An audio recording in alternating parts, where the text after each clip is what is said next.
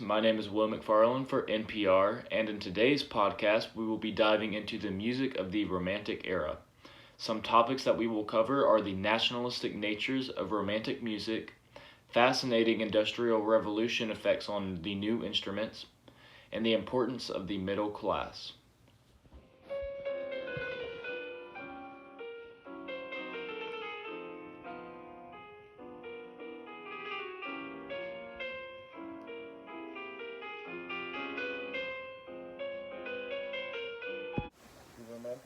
Is based around the 1800s through the early 1900s. During this time, the world society began to shift away from the political norms that were important during the Enlightenment period, such as, scientific rationalization where they tried to use science instead of arts and literature. A new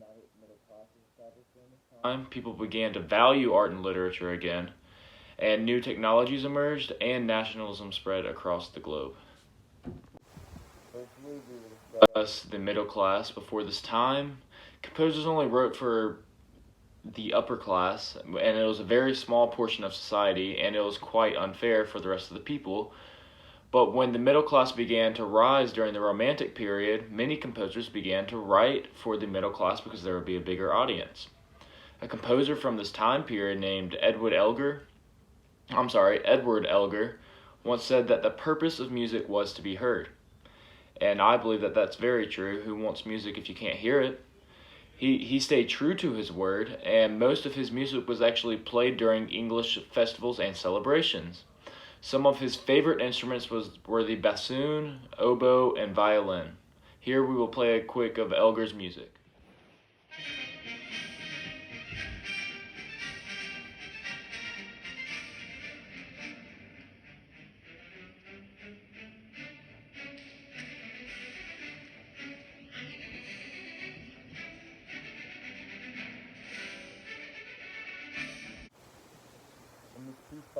You can really hear how the music could be played during festivals. The tempo is fast, it's played in forte, and the violins, along with the newly built metal flutes from the Industrial Revolution, which we will discuss later on during the podcast, combined and made this fantastic English celebratory piece.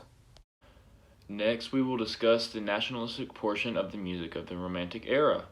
Around this time, many European countries were under Russian control. Because of Russia's rule over many countries, many citizens of these abused countries began to write music to spread nationalism.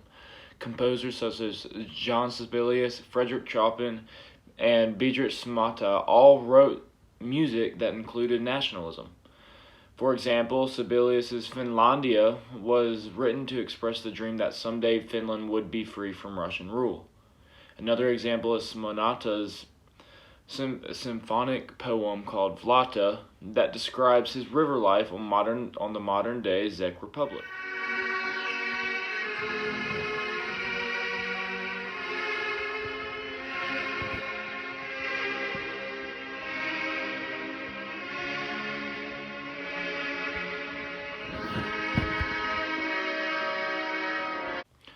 In Sibelius' song, the trumpets, violins, and flutes really combine greatly. I'm sure that anyone could definitely see how this piece of music can inspire nationalistic ideas. Lastly, we will discuss my favorite part of the music of the Romantic era. All through the 1800s, industrialism was changing the world. Since people began building with metal, more instruments were improved. For example, before this time, like flutes, they were made of wood. But after the Industrial Revolution, people played metal flutes. Another improvement was the mechanical valves and the woodwind and brass instruments.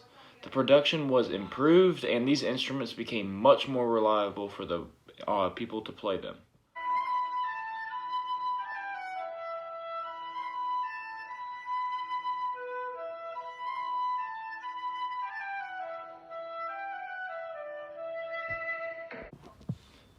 In conclusion, the music of the Romantic era was very interesting.